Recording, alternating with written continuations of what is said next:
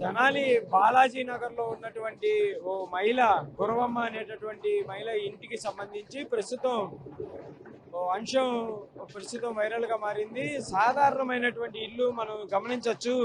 ఇండ్లు చూసి ప్రస్తుతం ఈ ఇల్లు అనేది రేకుల షెడ్డుతో ఉన్నటువంటి నిర్మాణంతో చేపట్టినటువంటి ఇల్లు. అలాంటి ఇంట్లో 700 గ్రాముల వెండి, 700 గ్రాముల గోల్డ్, అదేవిధంగా 5 లక్షల రూపాయలు నగదుని పోలీసులు స్వాధీనం చేసుకోవడం. ప్రస్తుతం ఇదంతా కూడా మార్కెట్ విలువ 2 కోట్ల వరకు ఉండేటటువంటి పరిస్థితి ఉందనే విధంగా అంచనా వేస్తున్నారు. అయితే పోలీసులకు వచ్చినటువంటి సమాచారం నేపథ్యంలో వాళ్ళు ఈ ఇంటిని సెర్చ్ చేయడం జరిగింది. రాత్రి సమయంలో సెర్చ్ ఆపరేషన్ నిర్వహించగా వాళ్ళకు ఉన్నటువంటి సమాచారం అనేది పక్కాగా తెలుస్తున్నటువంటి పరిస్థితి ఉంది. అయితే దాంతో ఇక్కడికి వచ్చి సెర్చ్ ఆపరేషన్ నిర్వహించారు.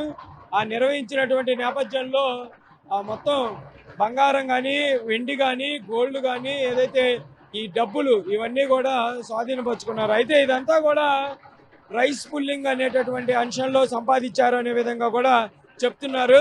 కానీ వీళ్ళైతే మాత్రం మేము బిజినెస్లు చేస్తాం, బిజినెస్ నేపథ్యంలోనే ఈ డబ్బు మేము సంపాదించుకున్నాం అనే విధంగా చెప్తున్నటువంటి పరిస్థితి ఉంది.